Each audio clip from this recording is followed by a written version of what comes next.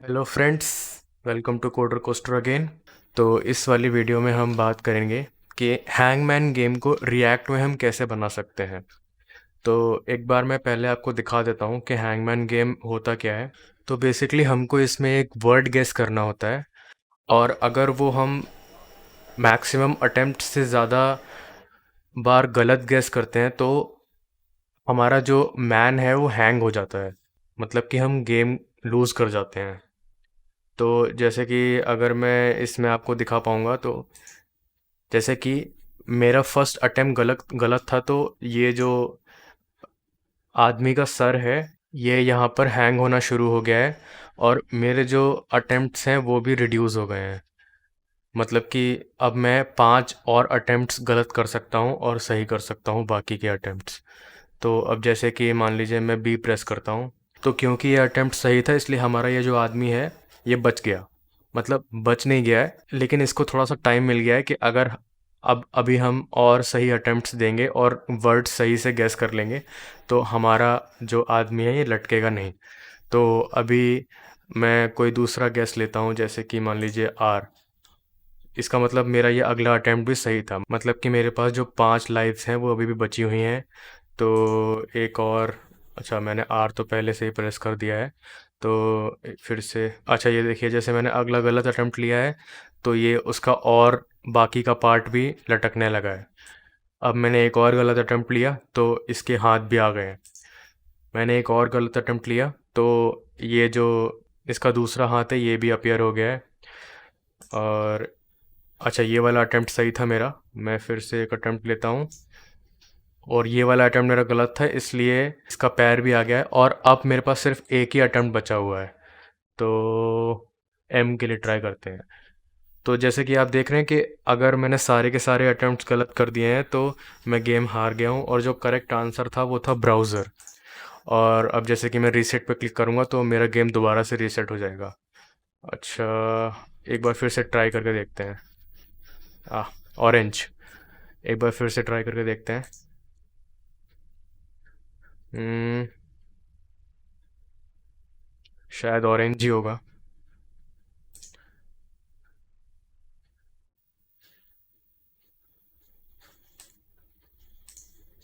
हाँ, जैसे कि अब मैंने ये पूरा का पूरा वर्ड सही से गैस कर लिया है, तो मैं गेम जीत चुका हूँ और मैं रीसेट करके दोबारा से खेल सकता हूँ। तो गेम को कैसे बनाएंगे रिएक्ट में, ये देखने से पहले ये देख लेते हैं कि इसके प्री रिक्विजिट्स क्या हैं। तो सबसे पहला कि आपको H T M L C S S और जावास्क्रिप्ट तो आनी ही चाहिए। रिएक्ट आना चाहिए, और रिएक्ट में स्पेसिफिकली रिएक्ट की स्टेट मैनेजमेंट और प्रॉप्स जो हैं रिएक्ट के, वो आपको अच्छे से आने चाहिए। और अगर नहीं भी आते हैं तो आपकी एक एक्सरसाइज हो जाएगी इस वाले गेम को बनाते बनाते, क्योंकि मैं अच्छे से सारी चीज़ें समझाने वाला हूँ। और देख लेते हैं कि इसका जो स्ट्रक्चर होगा गेम का वो कैसा दिखेगा। तो मेरा एक सबसे पहले मेन कंपोनेंट होगा जो कि हैंगमैन होगा। उसके बाद मैंने गेम को 4 कंपोनेंट्स में डिवाइड किया हुआ है। पहला कंपोनेंट जो कि बेसिक हमारा हेडर होगा, मतलब कि जहाँ पर हम बेसिक डिस्प्ले करेंगे कि गेम का नाम क्या है और कितने अटेम्प्ट्स बाकी हैं, और मतलब कि बेसिक इंस्ट्रक्शंस गेम के बारे में। उसके बाद हमारा नेक्स्ट कंपोनेंट हमारा आदमी होगा, मतलब कि जो हम यूज़ कर रहे थे कि कैसे कैसे उसके डिफरेंट पार्ट्स बॉडी के ड्रॉ होंगे जब अगर हम गलत अटेम्प्ट लेते हैं तो। और फिर उसके बाद हमारा डिस्प्ले बोर्ड कंपोनेंट होगा। वो डिस्प्ले बोर्ड कंपोनेंट क्या करेगा कि जब हम सही अटेम्प्ट लेंगे तो उस वाले अटेम्प्ट को वो, मतलब कि हमने जो लेटर अगर सही गेस किया है तो उस लेटर को वो सही से फिल करके बताएगा उन गैप्स में। और उसके बाद फिर हमारा कीबोर्ड वाला कंपोनेंट होगा। वो मैंने 3 कंपोनेंट्स में बेसिकली डिवाइड किया हुआ है। पहला कंपोनेंट है इनपुट कंपोनेंट, मतलब कि जो पेरेंट कंपोनेंट है कीबोर्ड का। उसके बाद मैं कीबोर्ड कंपोनेंट बनाऊंगा, और कीबोर्ड में जो अलग अलग बटन्स होंगे उसके लिए मैं एक बटन कंपोनेंट यूज़ करूँगा, और सारे के सारे बटन्स को रेंडर करूँगा। तो चलिए अब चलते हैं वी एस कोड की तरफ और देखते हैं कि ये गेम हम कैसे बना सकते हैं। तो चलिए फिर शुरू करते हैं अपनी पहली रिएक्ट ऐप बनाने से। तो रिएक्ट ऐप बनाने के लिए मैं टाइप करूँगा N P X create React app,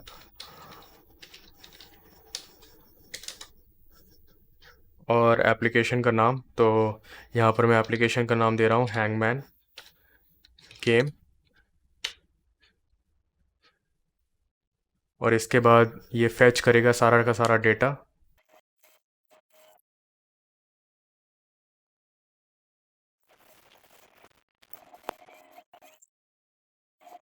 तो हमारा बॉयलर प्लेट तैयार है और अब हम इसको वीएस कोड में खोलने वाले हैं। तो ये हमारा बॉयलर प्लेट पूरा वीएस कोड में तैयार है। अब हम सबसे पहले क्या करेंगे कि हम इसको रन करके देखेंगे। तो npm start से हम टर्मिनल में इसको रन करेंगे। तो जैसे कि आप देख पा रहे हैं, हमारा रिएक्ट का जो स्टार्टिंग कोड होता है वो बिल्कुल अच्छी तरह से रन हो गया है 3001 पोर्ट पर। अब हम शुरू करने वाले हैं कोडिंग हमारी। तो ऐप कंपोनेंट खोलेंगे और सबसे पहले इसमें जो पिछला जो कोड है, मतलब कि जो कोड है, वो सारा डिलीट कर देंगे और इस लोगो की भी हमें कोई ज़रूरत नहीं है। और हम सबसे पहले एक कंपोनेंट बनाएंगे हैंगमैन नाम से। और यहाँ पर मैं एक एक्सटेंशन यूज़ कर रहा हूँ, मैं आपको दिखा देता हूँ। तो एक्सटेंशन का नाम है ES7 react Redux GraphQL react native snippets, जो कि आपको VS कोड के एक्सटेंशन वाले मार्केट प्लेस पे मिल जाएगा। आराम से आप इसको इंस्टॉल कर सकते हैं। और इंस्टॉल करने के बाद इसमें आपको कुछ बहुत अच्छे अच्छे स्निपेट्स मिल जाएंगे। जैसे कि अगर मैं RCC टाइप करता हूँ तो मुझे अपने आप ही मेरा बॉयलर प्लेट कोड तैयार मिल जाएगा। जैसे कि RCC में मैं एक क्लास बेस्ड कंपोनेंट को यूज़ कर सकता हूँ। और अगर मैं आपको दिखाऊँ, अगर मैं RFC टाइप करता हूँ तो मुझे फंक्शनल कंपोनेंट का एक बॉयलर प्लेट कोड मिल जाएगा। तो हम शुरू करते हैं हमारे क्लास बेस्ड कंपोनेंट से। तो मैं टाइप करूँगा RCC और ये सेम फाइल नेम के बेस पर हमें हमारा कंपोनेंट बना कर दे देता है। तो इसको मैं यहाँ से कट करूँगा और डिफ़ॉल्ट एक्सपोर्ट हैंगमैन कर दूँगा और इसको मैं एक क्लास दे दूँगा हैंगमैन। और एक बार टेस्ट करके देख लेते हैं कि ये काम कर रहा है कि नहीं। मैं अपने ऐप कंपोनेंट में जाऊँगा और यहाँ पर हैंगमैन को, अच्छा ये ऑटो इंपोर्ट अपने आप इसको इंपोर्ट कर रहा है। अगर नहीं करता है तो आपको यहाँ पर ऊपर ये लिखना पड़ेगा import hangman from hangman. Hangman यहाँ पर वही ऑब्जेक्ट है जो हमने हैंगमैन वाली फेज से एक्सपोर्ट किया था डिफ़ॉल्ट। और ये जो हैंगमैन ये है, ये हमारी फ़ाइल का नाम है। आपको .js नहीं लिखना पड़ता है रिएक्ट में, वो अपने आप .js एक्सेप्ट कर लेता है। तो वैसे तो ये ऑटो इंपोर्ट हो जाता है, अगर नहीं होता है तो आपको ये वाली लाइन लिखने की ज़रूरत पड़ेगी बस। और एक बार हम इसको सेव करते हैं और ये ऑटो रीलोड हो जाएगा। तो जैसे कि आप देख पा रहे हो हमारा कंपोनेंट काम कर रहा है, आई एम हैंगमैन। अच्छा, तो अब गेम को बनाने से पहले हम सबसे पहले ये देख लेते हैं कि हमारे जो वर्ड्स होंगे वो हम कैसे डिफ़ाइन करेंगे। तो मैं एक फ़ाइल बनाने वाला हूँ यहाँ पे words.js और इसमें मैं एक एरे बनाऊँगा और इस एरे में मैं अपने वर्ड्स डालूँगा। जैसे कि मैंने ओरिजिनल गेम में जो वर्ड्स डाले थे मैं वही सारे वर्ड्स यहाँ पर डालने वाला हूँ, जैसे कि ब्राउज़र और होस्ट और ऑरेंज। तो ये हमारी एरे तैयार हो गई है। और इसके बाद अब हम एक फंक्शन बनाएंगे जो कि एक रैंडम वर्ड को हमेशा एक्सपोर्ट करेगा। तो ये मैं एक एरो फंक्शन यहाँ पे बनाने वाला हूँ और इस एरो फंक्शन में मैं रिटर्न करूँगा एक रैंडम वर्ड। तो रैंडम वर्ड रिटर्न करने के लिए हम क्या करेंगे कि इस एरे में से एक रैंडम इंडेक्स चूज़ करेंगे और वही हमें एक रैंडम वर्ड रिटर्न करके दे देगा। तो उसके लिए हम क्या करेंगे कि हम यूज़ करेंगे मैथ डॉट रैंडम फंक्शन का। तो ये हम मैथ डॉट रैंडम फंक्शन को ऐसे कॉल करेंगे। तो मैथ डॉट रैंडम करता क्या है कि ये हमें 0 से लेके 1 के बीच में एक फ्लोटिंग पॉइंट नंबर रिटर्न करके देता है। तो फ्लोटिंग पॉइंट नंबर तो हम यूज़ कर नहीं सकते हैं एरे की इंडेक्स को एक्सेस करने के लिए। तो हम क्या करेंगे, हम इसको मल्टीप्लाई कर देंगे वर्ड्स की लेंथ से। तो ये वर्ड्स की लेंथ निकालने के लिए हमको यूज़ करनी होगी ये वाली प्रॉपर्टी वर्ड्स डॉट लेंथ। तो ये क्या करने वाला है अब कि ये मैथ डॉट रैंडम तो हमें एक फ्लोटिंग पॉइंट नंबर देगा जो कि 0 से 1 के बीच में लाई करता है और इसको हमें कांस्टेंट से मल्टीप्लाई कर देंगे जो कि है वर्ड्स डॉट लेंथ। तो हमें एट द एंड एक रैंडम नंबर मिलेगा, लेकिन वो रैंडम नंबर अब 0 से 1 के बीच में लाई नहीं कर रहा होगा, अब वो 1 से बड़ा होगा हमेशा। तो अभी इसके साथ एक प्रॉब्लम और है कि ये जो हमें नंबर देगा वो एक डेसिमल नंबर होगा, लेकिन हमको चाहिए एक इंटीजर। तो हम क्या करेंगे, हम एक और फंक्शन का यूज़ करेंगे, मैथ डॉट फ्लोर। तो मैथ डॉट फ्लोर के अंदर हम इस वाले नंबर को पास करेंगे और ये वाला नंबर हमें एक इंटीजर रिटर्न करके देगा जिसकी रेंज लाई करती होगी इस वर्ड की लेंथ के बीच में, मतलब कि 0 से लेके लेंथ -1 तक जो भी एक इंडेक्स होगा वो हमें ये रिटर्न करके देगा। तो अब मैं इसको एक्सपोर्ट कर देता हूँ, डिफ़ॉल्ट एक्सपोर्ट कर देता हूँ, और ये हमारा एक फंक्शन एक्सपोर्ट हो गया है जो कि हमें एक रैंडम वर्ड हर बार जनरेट करके दे देगा जो कि इस वर्ड्स वाली एरे के अंदर होंगे। आप चाहें तो इसके अंदर और भी सारे वर्ड डाल सकते हैं, लेकिन फ़िलहाल के लिए मैंने सिर्फ इसमें 3 वर्ड रखे हैं। अच्छा, तो अब देखते हैं कि हमें अपने जो मेन गेम का कंपोनेंट है उसमें क्या रिटर्न करना है। तो अगर हम इसमें सबसे पहले देखें तो हम इसमें क्या करेंगे कि हम इसमें सबसे पहले तो अपनी स्टेट डिफ़ाइन करेंगे, मतलब कि जो हमारे पूरे गेम की स्टेट को कंट्रोल करने वाली है वो हम यहाँ पर डिफ़ाइन करेंगे। तो मैं यहाँ पर अपना कंस्ट्रक्टर बनाने वाला हूँ। कंस्ट्रक्टर के अंदर प्रॉप्स पास करूँगा और सुपर कॉल करूँगा और इसके बाद मैं अपनी स्टेट डिफ़ाइन कर दूँगा। और इस स्टेट के अंदर मैं 5 स्टेट बनाने वाला हूँ। बेसिकली यही 5 स्टेट हमको काम आएंगी इस पूरे गेम को यूज़ करने में। तो एक तो जो सबसे पहली स्टेट है वो हम होगी हमारी वर्ड। अच्छा, ये वर्ड हमें मिलेगा कहाँ से? तो हमने जो फंक्शन अभी बनाया था उसी फंक्शन को हम यूज़ करेंगे। तो इंपोर्ट कर लेते हैं उस फंक्शन को, import gate random word from dot slash words. तो हमने जो डिफ़ॉल्ट एक्सपोर्ट किया था वही हमें फंक्शन यहाँ पर मिल जाएगा, और अगर हम इसको यहाँ पर कॉल करते हैं तो ये हमें एक रैंडम वर्ड दे देगा हर समय। तो अब इसके बाद हम नेक्स्ट स्टेट क्या बनाने वाले हैं? नेक्स्ट स्टेट बनाने वाले हैं हम गेस्ट वर्ड्स, मतलब कि ये वो स्टेट है जो होल्ड करने वाली है कि हमने कितना वर्ड गेस कर लिया है, मतलब कि कितना पार्ट हमारे वर्ड का हमने गेस कर लिया है। तो इसमें जो हम डेटा स्ट्रक्चर यूज़ करने वाले हैं वो एक सेट होने वाला है। तो सेट डिफाइन करने के लिए जावास्क्रिप्ट में बस हमें न्यू सेट बनाना पड़ेगा, और इसको यूज़ कैसे करेंगे हम ये मैं आपको बाद में बताऊंगा। फिलहाल के लिए अभी हम इसको एक एम्प्टी सेट असाइन कर देते हैं, और फिर उसके बाद हम एक और स्टेट बनाने वाले हैं। बेसिकली ये काउंट होने वाला है जिसका नाम होगा रॉन्ग गेसेस, मतलब कि कितने रॉन्ग गेसेस हमने अभी तक दिए हैं। तो ये मैं 0 से इनिशियलाइज़ करने वाला हूँ, और इसके बाद 2 बेसिक बूलियन स्टेट और, जिसमें कि एक होगी इस गेम ओवर, मतलब कि गेम ओवर हो गया या नहीं। तो इसको हम फॉल्स से इनिशियलाइज़ करेंगे क्योंकि अभी गेम ओवर नहीं हुआ है, मतलब कि स्टार्टिंग में तो गेम ओवर नहीं होगा, स्टार्टिंग में तो गेम खेल ही रहे होंगे हम, इसलिए इसको फॉल्स से इनिशियलाइज़ करूँगा। उसके बाद हम एक और स्टेट बनाएंगे इस विनर, मतलब कि जो गेम खेल रहा है उसने गेम जीता है या नहीं। तो ये तो हो गई हमारी स्टेट्स। अब हम चलते हैं हमारे कंपोनेंट्स की तरफ। तो सबसे पहले मैं हेडर कंपोनेंट बना लेता हूँ इसका। तो मैं एक न्यू फाइल बनाऊँगा। अच्छा, इसको और ज़्यादा ऑर्गेनाइज्ड बनाने के लिए मैं एक काम करता हूँ, मैं एक फ़ोल्डर बना लेता हूँ कंपोनेंट्स नाम का, और इस कंपोनेंट्स फ़ोल्डर में मैं अपनी सबसे पहले बनाऊँगा हेडर, मतलब कि जो हमें डिस्प्ले कराएगा सारे के सारे इंस्ट्रक्शंस और गेम का नाम। और इसके साथ मैं एक CSS फाइल भी बना लेता हूँ, header.css। और जैसे कि मैंने आपको पहले भी दिखाया है कि मैं कैसे यूज़ कर सकता हूँ स्निपेट्स को, तो मैं इसमें भी एक क्लास बेस्ड कंपोनेंट बनाऊँगा, और यहाँ पर मैं इसको एक क्लास भी दे दूँगा। क्लास का नाम होगा हेडर। अच्छा, तो ये तो बनाना बहुत इजी है। इसमें बस मैं एक h1 डालने वाला हूँ, और इसमें मैं लिखने वाला हूँ हैंगमैन गेम। तो एक बार टेस्ट कर लेते हैं कि हमारा ये कंपोनेंट काम भी कर रहा है या नहीं। अच्छा, इससे पहले मैं इसमें अपना CSS भी इंपोर्ट कर लेता हूँ। CSS इंपोर्ट करने के लिए आपको बस इतना लिखना होता है, इंपोर्ट और CSS फाइल का नाम। तो यहाँ पर हमारी फ़ाइल का नाम है header.css। तो ये मैंने उसको इंपोर्ट कर लिया है, और अब एक बार चेक करते हैं कि हमारा ये हेडर कंपोनेंट काम भी कर रहा है या नहीं। तो हम अब हमारे हैंगमैन कंपोनेंट में आ गए हैं जो कि हमारा पेरेंट कंपोनेंट है, और इसमें मैं हेडर को इंपोर्ट कर लेता हूँ, और ये ऑटो इंपोर्ट हो जाएगा।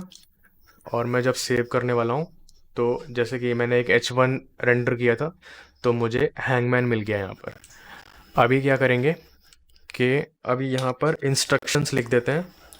इंस्ट्रक्शंस में लिख देते हैं enter a letter 1 by 1 and guess the correct word. और इसके बाद एक और इंस्ट्रक्शन दे देते हैं कि आपके पास कितनी लाइव्स या कितने अटेम्प्ट्स बाकी हैं। तो लिख देते हैं कि यू हैव, और एक स्पैन के अंदर इसको अच्छा कलर देने के लिए जिसका एक क्लास में दे देता हूँ। क्लास का नाम होगा लाइव स्पैन, और इस क्लास के अंदर मैं अटेम्प्ट्स को रेंडर करने वाला हूँ। तो ये अटेम्प्ट्स हम डायनामिकली लाएंगे कहाँ से? तो अगर आपको पता होगा तो प्रॉप्स की मदद से हम डेटा को कंपोनेंट्स के बीच में पास कर सकते हैं, तो वो मैं वही यूज़ करने वाला हूँ। जैसे कि मैंने अभी प्रॉप्स डिफाइन तो नहीं करे हैं, लेकिन मैं यहाँ पर एक प्रॉप यूज़ करूँगा, this dot props dot attempts, ये यहाँ पर मैं रेंडर कर दूँगा। इसके बाद मैं लिख दूँगा लाइव्स लेफ्ट। तो जैसे कि आप देख पा रहे हैं, क्योंकि मैंने अभी कोई भी प्रॉप यहाँ पर पास नहीं करा है, तो यहाँ पर मुझे वो दिख नहीं रहा है, लेकिन अभी जब मैं प्रॉप पास करूँगा तो ये आपको दिखने लगेगा। अच्छा, एक बार इसका CSS डिफाइन कर देते हैं। तो CSS फाइल में सबसे पहले मैं हेडर को बना देता हूँ, इसको मैं सेंटर में कर दूँगा, और मैं हमारा जो स्पैन था, मतलब कि जो लाइव्स हम डिस्प्ले करने वाले थे, उसको हम रेड कर देते हैं, और इसका फॉन्ट वेट थोड़ा सा बढ़ा देते हैं जिससे कि ये बोल्ड दिखे। तो बस इतनी CSS यूज़ करनी है। अच्छा, इससे पहले मैं आपको एक चीज़ दिखाना चाहता हूँ। जो हमारा ऐप CSS है, मैं उस पूरे ऐप CSS को इरेज कर दूंगा, क्योंकि हम यहाँ पे अपना कस्टम CSS यूज़ करने वाले हैं, इसलिए अब इसकी कोई ज़रूरत नहीं है। और हमारे हैंगमैन के लिए मैं एक और CSS फाइल बना लेता हूँ, और ये CSS फाइल हम इंपोर्ट कर लेंगे, और ये इंपोर्ट हो गई हमारी CSS फाइल। तो हेडर तो हमारा बन गया है। तो अब हम बनाने वाले हैं हमारा मैन वाला कंपोनेंट, मतलब कि जो आदमी हमें लटकाना है वो। तो एक और कंपोनेंट बना लेते हैं यहाँ पर man.js करके, और एक इसका CSS फाइल भी बना लेते हैं man.css। और यहाँ पर मैं वही यूज़ करने वाला हूँ, हमारा स्निपेट RCC, जो हमें क्लास बेस्ड कंपोनेंट बना के दे देगा। और इसको मैं क्लास नेम दे दूँगा मैन कंटेनर, मतलब ये वो कंटेनर है जो हमारे मैन को कंटेन करके रखेगा। और अब इसके बाद मैं क्या करने वाला हूँ, इसके बाद मैं यहाँ पे मैन को डिस्प्ले कराने के लिए कोई इमेज यूज़ नहीं करूँगा, बल्कि मैं यहाँ पे एक SVG को यूज़ करने वाला हूँ। अच्छा, मैं SVG यूज़ क्यों कर रहा हूँ? मैं SVG इसलिए यूज़ कर रहा हूँ क्योंकि मैं इसको थोड़ा सा लाइट वेट रखना चाहता हूँ, मतलब मैं इमेजेस का यूज़ नहीं करना चाहता। और SVG वैसे भी स्केलेबल होती हैं, इसका फुल फॉर्म ही यही है कि स्केलेबल वेक्टर ग्राफिक्स। तो बहुत ही आसानी से ये HTML में बन जाती हैं SVGs। मैं आपको बना के दिखाता हूँ अभी। तो मैं इसके लिए SVG टैग का यूज़ करूँगा, और इसको एक क्लास भी दे दूँगा मैन। और ये दो एट्रीब्यूट्स लेता है, हाइट और विड्थ की। तो मैं इसको हाइट दे देता हूँ 250, और विड्थ दे देता हूँ 200। तो ये हो गया हमारा है SVG। अब इसके बाद हमें क्या करना है, इसके बाद मैं पहले तो इसको इंपोर्ट कर लेता हूँ जिससे कि ये आपको लाइव प्रीव्यू में दिख जाए। तो ये मैंने इंपोर्ट कर लिया मैन को यहाँ पर, और उसके बाद अब मैं सबसे पहले एक लाइन ड्रॉ करूँगा। तो लाइन टैग यूज़ करेंगे हम लाइन ड्रॉ करने के लिए, और ये 4 कोऑर्डिनेट्स लेता है, मतलब कि x1 x2 और y1 y2, जो कि कोई भी बेसिक लाइन के 4 कोऑर्डिनेट्स होते हैं। तो वही आप यूज़ करके इसमें लाइन को रेंडर करा सकते हैं। तो मैं यहाँ पर यूज़ कर रहा हूँ x1 60, y1 20, x2 140 और y2 20। अच्छा, तो यहाँ पर मैंने y1 को, मतलब कि y कोऑर्डिनेट को फिक्स कर रखा है। मतलब कि अगर हम देखें, ये हमारा x एक्सिस है और ये हमारा y एक्सिस है। तो मैंने y को फिक्स कर रखा है, इसका मतलब कि मैं एक हॉरिजॉन्टल लाइन बनाऊंगा, मतलब कि y1 और y2 दोनों सेम है, मतलब कि ये एक स्ट्रेट लाइन होगी, हॉरिजॉन्टल लाइन।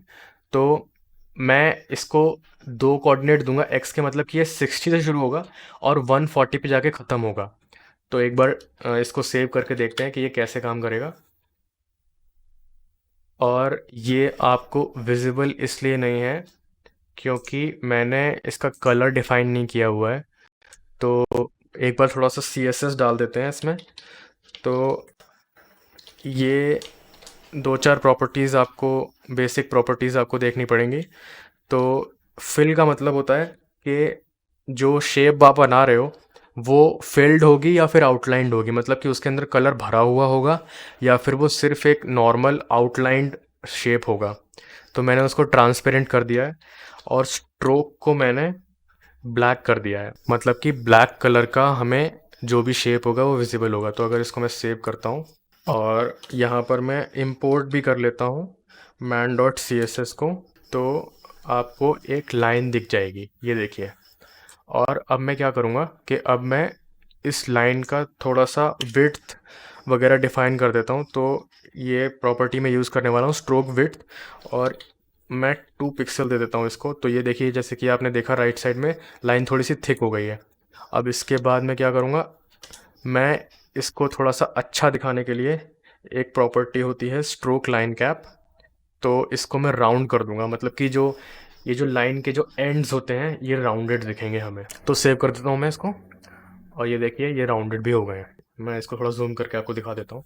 ये देखिए, ये तो हो गया हमारा बेसिक सी एस एस। अब इसके बाद मैं और लाइंस ड्रॉ करके दिखा देता हूँ आपको। तो ये बेसिकली हम बना क्या रहे हैं, ये हम बना रहे हैं हमारा बार, मतलब जिस पे कि जो आदमी है उसको लटकाना है। तो अब मैं दूसरी लाइन बना देता हूँ। यहाँ पर मैं x को 140 देता हूँ और y को 20 देता हूँ, और यहाँ पर मैं बेसिकली x को फिक्स करने वाला हूँ। तो ये बनेगी हमारी वर्टिकल लाइन, और y2 को मैं दे दूँगा 50, मतलब कि ये 30 यूनिट्स की एक लाइन बन जाएगी। मतलब कि y1 जो है हमारा 20 है और y2 50 है, तो हमारे 30 यूनिट्स की एक लाइन बन जाएगी। और ये देखिए, ये हमारा यहाँ से हमारा आदमी लटकना शुरू होगा, और ये हमारा एक बेसिक फिगर बन गया है। अच्छा, बाकी की लाइंस मैं बना रहा हूँ, आप इसको एक्सपेरिमेंट करके अपने हिसाब से भी बना सकते हैं। तो ये जैसे कि आप देख पा रहे हैं, मैंने सारी की सारी लाइंस बना दी हैं। ये कोड आपको गिटहब पे मिल जाएगा, मैं डिस्क्रिप्शन में लिंक डाल दूंगा। अच्छा, इसमें एक प्रॉपर्टी जो मैंने नई यूज़ करी है वो मैंने सर्किल यूज़ करा है। तो सर्किल में बेसिकली हम क्या करने वाले हैं कि हम उसका एक रेडियस डिफाइन करेंगे और सेंटर के कोऑर्डिनेट्स डिफाइन कर देंगे। तो यहाँ पर मैंने जो एक्स सेंटर है वो 140 लिया है, और वाई सेंटर है वो 70 लिया है, और रेडियस 20 लिया है। तो ये हमारा बेसिकली ये जो सेंटर है जहाँ पर मेरा कर्सर है, ये एक्स कोऑर्डिनेट इसका 140 होगा, वाई कोऑर्डिनेट इसका 70 होगा, और ये जो रेडियस होगा ये 20 होगा। तो इस तरह से मैंने ये सर्किल भी यहाँ पर ड्रॉ कर दिया है। अच्छा, तो अब मैन तो हमारा बन गया है। अब इसके बाद हमें डिस्प्ले बोर्ड सेटअप करना है, और एक हमारा कीबोर्ड सेटअप करना है, जिससे कि आप अगर आप फ़ोन पर भी इसको यूज़ करें तो उस कीबोर्ड को यूज़ करके ही आप सारे के सारी वैल्यूज़ को इनपुट कर पाएंगे। और उससे भी पहले हम क्या करते हैं कि हम हैंगमैन की सी एस एस डिफ़ाइन कर देते हैं थोड़ी सी। तो मैं इस क्लास को ज़रा चेंज कर देता हूँ, मैं इसको हैंगमैन कंटेनर कर देता हूँ, क्योंकि ये हमारे सारे के सारे कंपोनेंट्स को कंटेन करके रखने वाला है। और यहाँ पर मैं सी एस एस में इसको चेंज कर देता हूँ। तो अगर मैं यूज़ करूँगा इस क्लास को हैंगमैन कंटेनर, और इसके बाद मुझे बेसिकली इसको सेंटर में करना है और इसके कुछ हाइट और विड्थ को डिफाइन करना है। तो मैं फ्लेक्स बॉक्स यूज़ करने वाला हूँ। तो उसके लिए मुझे ये डिस्प्ले फ्लेक्स प्रॉपर्टी यूज़ करनी पड़ेगी, और उसके पास फ्लेक्स फ्लेक्स डायरेक्शन को मैं कॉलम करने वाला हूँ, और सब कुछ सेंटर करने के लिए जस्टिफाई कंटेंट सेंटर और अलाइंग आइटम्स सेंटर। और इसके बाद मैं इसको एक बेसिक हाइट दूंगा। हाइट बेसिकली ये हमारा पूरा का पूरा व्यू पोर्ट जो है उसकी हाइट को ऑक्यूपाई करने वाला है। तो मैं 100 VH लिखने वाला हूँ, और विड्थ जो होगी हमारी वो भी 100% ऑफ द पेरेंट कंटेनर होगी, मतलब कि जो हमारा ऐप कंपोनेंट था। तो ये देख पा रहे हैं आप राइट साइड में, अब ये सब कुछ सेंटर में आ गया है। तो अब इसके बाद हम शुरू करेंगे हमारा डिस्प्ले बोर्ड कंटेनर बनाने का। तो मैं एक नई फाइल बनाता हूँ, डिस्प्ले बोर्ड .js, और इसकी CSS भी बना लेते हैं, डिस्प्ले बोर्ड .css। और मैं फिर से यहाँ पर वही स्निपेट यूज़ करूँगा RCC, और मैं यहाँ पर इंपोर्ट कर लूँगा हमारी CSS फाइल को, डिस्प्ले बोर्ड .css, और मैं इसको एक क्लास दे देता हूँ। Class name is equals to display board container. और इसके बाद मैं यहाँ पर एक बार इसको टेस्ट भी कर लेता हूँ। ये है डिस्प्ले बोर्ड। तो अगर मैं इसको इंपोर्ट करता हूँ हमारे पेरेंट कंपोनेंट में जो कि हैंगमैन है, यहाँ पर डिस्प्ले बोर्ड को ये इंपोर्ट हो गया और ये डिस्प्ले बोर्ड हमारा विजिबल है, मतलब कि डिस्प्ले बोर्ड ठीक है। तो अब हम बेसिकली यहाँ पर क्या करने वाले हैं कि यहाँ पर हम लेटर को डिस्प्ले करवाएंगे, मतलब कि वर्ड्स, जो हमारा वर्ड है उस वर्ड के अलग अलग लेटर्स को हम डिस्प्ले कराएंगे। तो हम क्या करते हैं कि हम सबसे पहले हमारा वर्ड को स्टोर कर लेते हैं। तो ये जो हमारा वर्ड है ये प्रॉप्स से ही आएगा, तो this dot props dot word मैंने जबकि डिफ़ाइन नहीं किया हुआ है, लेकिन मैं ये यहाँ पर प्रॉप्स से एक्सट्रैक्ट कर रहा हूँ इस वर्ड को। और उसके बाद हमें जो लेटर्स को रेंडर कराना है वो लेटर्स हम डिफ़ाइन कर लेते हैं। तो होने क्या वाला है, बेसिकली हमारा ये जो वर्ड है ये एक एरे होने वाली है, मतलब कि जो वर्ड के अंदर जितने भी लेटर्स हैं वो एक एक एलिमेंट होगा उस एरे का। तो यहाँ पर मैं मैप फंक्शन को यूज़ कर सकता हूँ क्योंकि वर्ड एक एरे है।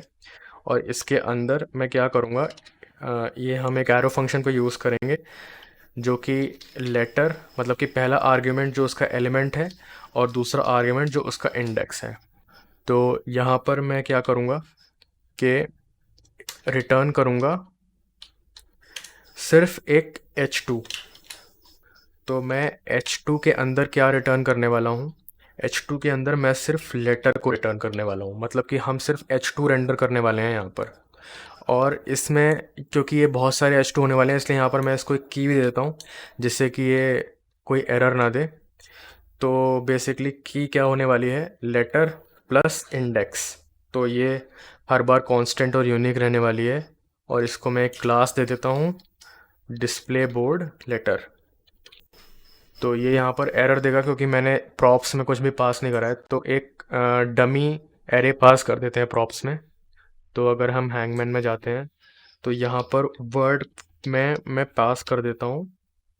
तो मैंने यहाँ पर एक डमी एरे पास कर दी है ORG, जिसके अंदर 3 ही लेटर्स हैं ORG, लेकिन ये डिस्प्ले नहीं हो रहा है। वो डिस्प्ले इसलिए नहीं हो रहा है क्योंकि हमने वहाँ पर डिस्प्ले कराया ही नहीं है। तो हम यहाँ पर फिर से जाएंगे और इस डिस्प्ले बोर्ड की जगह हम लेटर्स को रेंडर करेंगे।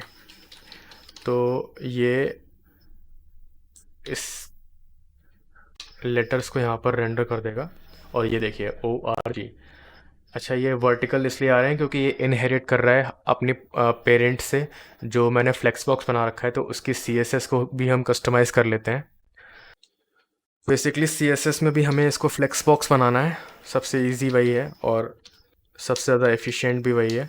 डिस्प्ले बोर्ड कंटेनर को हम बना देंगे फ्लेक्स बॉक्स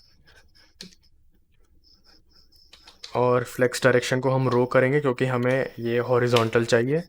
और जस्टिफाई कंटेंट सेंटर और अलाइन आइटम सेंटर, मतलब कि अब ये सेंटर में विजिबल होगा। और जो हमारा लेटर है उसको हम एक पैडिंग दे देते हैं जिससे कि थोड़ा सा अलग अलग दिखे। तो हम इसको पैडिंग दे देंगे 1 रैम की और थोड़ी सी मीडिया क्वेरीज भी ऐड कर देते हैं क्योंकि मोबाइल पर भी ये जो हमारा व्यू पोर्ट है उसके अंदर दिखना चाहिए। तो मैं यहाँ पर बस एक ही मीडिया क्वेरी ऐड कर रहा हूँ मैक्स विड्थ प्रॉपर्टी को यूज़ करके। और 400 पिक्सल्स हम लेके चल रहे हैं कि हमारे फ़ोन का जो विड्थ होगा 400 पिक्सल्स जैसे ही ये हिट करेगा तो ये हमारी इस वाली CSS पे आ जाएगा। ये जो है लेटर हमारा, इसको हम फॉन्ट साइज़ चेंज कर देते हैं जैसे कि स्क्रीन के बाहर ना निकले। तो मैं 1.2 रैम यहाँ पर यूज़ कर रहा हूँ। तो ये देखिए हमारा जो वर्ड है ये पूरा का पूरा सेंटर हो चुका है। और अब इसके बाद बेसिकली हमें बनाना है हमारा फाइनल कंपोनेंट जो कि होगा हमारा कीबोर्ड कंपोनेंट। तो उसके लिए मैं एक फ़ाइल बना लेता हूँ keyboard.js। अच्छा, कीबोर्ड बनाने से पहले मैं उसके लिए एक और पेरेंट कंपोनेंट बनाऊंगा जिसका नाम होगा input.js।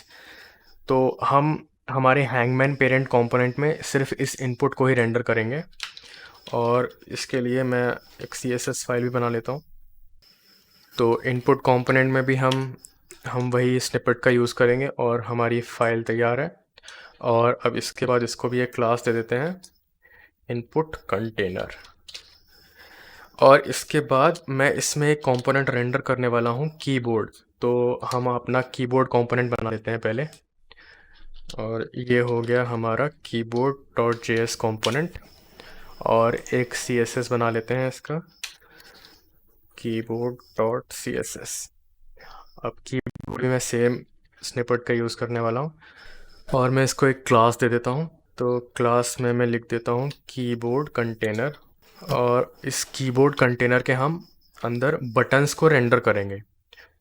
तो बटन्स बनाने के लिए पहले हमें बटन्स बनाने भी पड़ेंगे। तो बटन्स के लिए हम क्या करने वाले हैं, सबसे पहले एक फंक्शन बनाते हैं, क्योंकि हमें ये जो कोड है इसको बार बार लिखना नहीं है और रिडंडेंट तरीके से नहीं लिखना है। तो इसके लिए भी हम लॉजिक का यूज़ करेंगे। तो एक फंक्शन बनाते हैं गेट लेटर्स। तो ये मैंने एक एरो फंक्शन बनाया गेट लेटर्स, और इसके अंदर मैं एक एरे बना रहा हूँ रिजल्ट, और एक लूप यूज़ करने वाला हूँ जो कि बेसिकली एस्काई वैल्यूज़ को कैरेक्टर्स में एनकोड करेगा। तो जो हमारा ए होता है, ए फॉर एप्पल, वो 65 एस्काई वैल्यू को करस्पॉन्ड करता है। तो मैं लूप को स्टार्ट करूँगा 65 से, और इसको मैं 65 प्लस 26 तक चलाने वाला हूँ, क्योंकि हमारे 26 लेटर्स होते हैं। और इसके बाद मैं करूँगा क्या कि मैं रिज़ल्ट में बस पुश करता जाऊँगा। अब मेरे पास आई की वैल्यू तो नंबर्स में है, तो अगर मैं इसको कन्वर्ट करना चाहूँ लेटर्स में, तो मैं क्या करूँगा, मैं स्ट्रिंग क्लास के अंदर एक फंक्शन का यूज़ करूँगा जो है फ्रॉम कैर कोड, और इसके अंदर मैं आई को पास कर दूंगा। तो ये करस्पॉन्डिंग कैरेक्टर हमको रिटर्न करके दे देगा और इस रिज़ल्ट वाली एरे में इसको पुश कर देगा। और मैं यहाँ पर क्या करूँगा कि फाइनली इस रिज़ल्ट वाली एरे को रिटर्न कर दूँगा। तो रिटर्न रिज़ल्ट। तो अब मैं क्या करने वाला हूँ कि अब मैं लेटर्स को स्टोर करके रखने वाला हूँ एक और वेरिएबल में, और यहाँ पर मैं अपना बस ये वाला फंक्शन कॉल करूँगा और मुझे ये पूरी की पूरी कैरेक्टर्स वाली एरे मिल जाएगी। और इसके बाद मैं क्या करने वाला हूँ कि अब मैं एक्चुअल बटन्स बनाने वाला हूँ। तो बटन्स के लिए सबसे पहले मुझे क्या करना पड़ेगा कि मुझे एक और कंपोनेंट बनाना पड़ेगा, क्योंकि मैं बहुत सारे बटन रेंडर करने वाला हूँ। तो मैं 26 बार तो नहीं लिखने वाला बटन को। तो मैं क्या करूँगा, एक और कंपोनेंट बना लेता हूँ। तो कंपोनेंट का नाम है कीबोर्ड बटन डॉट जेएस, और इसका CSS भी बना देते हैं। तो कीबोर्ड बटन में मैं फिर से वही स्निपेट यूज़ करूँगा और उसके बाद इसको एक क्लास दे दूँगा। क्लास का नाम होगा कीबोर्ड बटन।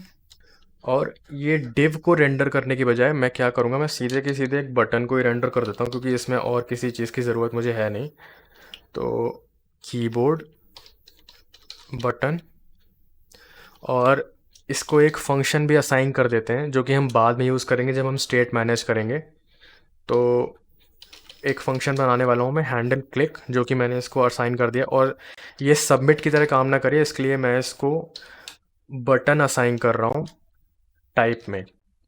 तो अब ये सिर्फ एक बटन की तरह काम करेगा। और मैं यहाँ पर क्या करने वाला हूँ कि मैं यहाँ पर पहले तो प्रॉप्स में से एक्सट्रैक्ट करूँगा कि मेरा लेटर क्या होगा। तो const letter this dot props dot letter. तो मैं लेटर पास करूँगा और यहाँ पर मैं उसको एक्सट्रैक्ट कर लूँगा, और इसके अंदर सिर्फ मुझे लेटर को रेंडर कराना है। तो ये हमारा बटन तैयार हो गया।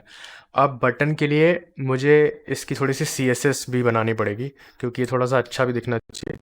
तो मैं क्या करूँगा कि बटन डॉट CSS में जाऊँ, और बटन डॉट CSS में मैं कीबोर्ड बटन मैं थोड़ी सी प्रॉपर्टीज़ को बना देता हूँ। जैसे कि मैं कुछ बैकग्राउंड कलर इसको असाइन करता हूँ वाइट, और थोड़ा सा बॉर्डर दे देता हूँ इसको 2 पिक्सल्स सॉलिड ब्लैक, और थोड़ा सा इसको राउंडेड दिखाने के लिए मैं इसका बॉर्डर रेडियस डिफाइन कर देता हूँ।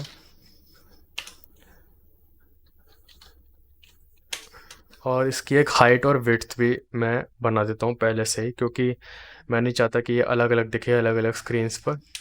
तो यहाँ पर मैं इसको 20 और 30 पिक्सल्स असाइन कर रहा हूँ। अच्छा, इसको थोड़ा सा और इंटरैक्टिव बनाने के लिए मैं क्या करूँगा कि मैं इसके होवर पर थोड़ा सा चेंज कर दूँगा। बैकग्राउंड कलर इसका मैं ब्लैक कर दूँगा जब मैं हम इसको होवर करेंगे, और कलर कर दूँगा मैं इसका वाइट, जिससे कि हमें दिखे, और कर्सर को मैं पॉइंटर कर देता हूँ। तो ये तो हो गई हमारी क्लासेस बेसिकली इसको अच्छा दिखाने के लिए। और यहाँ पर एक चीज़ मैं भूल गया हूँ, मैं इसका जो फंक्शन बनाना है वो भूल गया हूँ। तो ये हैंडल क्लिक को मैं बना देता हूँ, और ये भी एक एरो फंक्शन होगा।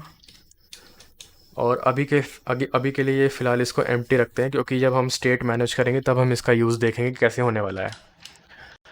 तो हम वापस आते हैं कीबोर्ड में और देखते हैं कि हमें बटन कैसे रेंडर कराना है। तो बेसिकली हम ये जो लेटर वाली एरे है इसी को यूज़ करके हम बटन को रेंडर कराने वाले हैं। तो मैं मैप फंक्शन का यूज़ करूँगा, और ये मैप फंक्शन लेटर को एक्सेप्ट करेगा फंक्शन के पैरामीटर में, और ये एक एरो फंक्शन होने वाला है। और इसके अंदर मैं रिटर्न कराऊंगा हमारा बटन, मतलब कि जो अभी हमने कीबोर्ड बटन बनाया है वही हमें रिटर्न कराना है। तो इसके अंदर मैं क्या करूँगा कि कीबोर्ड बटन को रिटर्न कराऊंगा, और ये ऑटो इंपोर्ट हो जाएगा। और इसमें मैं प्रॉप को पास कर देता हूँ, मतलब कि जो हमने, जैसे कि ये हमारा कीबोर्ड बटन है, तो यहाँ पर हमने एक प्रॉप एक्सट्रैक्ट किया था लेटर, तो ये हमें पास भी करना पड़ेगा। तो यहाँ पे मैं इस प्रॉप को पास कर देता हूँ। तो लेटर इज इक्वल्स टू, जो ये हमारा लेटर है, मतलब कि इस एरे का जो ये लेटर है, ये लेटर हम यहाँ पर इसको एज प्रॉप पास कर देंगे। और उसके बाद हम इसको एक की भी दे देते हैं, क्योंकि ये की अगर नहीं होगी तो ये एरर देगा, इसलिए हम इसको की दे देते हैं। तो की के लिए हम क्या करेंगे, लेटर डॉट, फिर से हम स्ट्रिंग क्लास की उस प्रॉपर्टी का यूज़ करेंगे। तो यहाँ पर जो हमारा कैरेक्टर है वो है लेटर, तो इसके अंदर एक फंक्शन होता है कैर कोड एट, तो इसको हम यूज़ करेंगे। और ज़ीरोथ मतलब कि जो पहला ही, मतलब कि हम क्या करने वाले हैं कि हम इसमें सिर्फ एक ही लेटर यूज़ करने वाले हैं। तो उसका जो पहला इंडेक्स होगा वही, मतलब कि ज़ीरोथ इंडेक्स जो होगा वही वो लेटर होगा। तो हम उस लेटर को कन्वर्ट करने वाले हैं वापस से एस्काई में, वही हमारी की हो जाएगी। तो वही की, जैसे कि मान लीजिए हमने यहाँ पर लेटर में ए पास किया, तो a dot code char at 0, मतलब कि पास तो ए ही हुआ है, मतलब कि स्ट्रिंग की जो लेंथ है वो तो 1 ही है। तो हमारा जो पहला जो लेटर होगा वो 0 पोजीशन पर ही होगा। तो हम क्या करेंगे, letter dot char code at 0, मतलब कि उसकी लेंथ ही 1 है और हम उसमें सिर्फ पहला ही वाला लेने वाले हैं, तो हम 0 पास करेंगे और ये हमें 65 रिटर्न करके दे देगा वापस से। तो ये तो हो गया हमारा कीबोर्ड कंपोनेंट, और इसको मैं सेल्फ क्लोजिंग बना देता हूँ। तो अगर हम हमारे कीबोर्ड को पास करें इनपुट में, तो एक बार चेक करते हैं कि हमारा कीबोर्ड दिख कैसा है। तो ये कीबोर्ड ऑटो इंपोर्ट हो चुका है, और जो हमारा इनपुट कंपोनेंट है वो हमें हैंगमैन में रेंडर भी कराना है। तो यहाँ पर मैं रेंडर करा देता हूँ इनपुट को, और ये ऑटो इंपोर्ट हो जाएगा। और इसको सेल्फ क्लोजिंग बना देते हैं।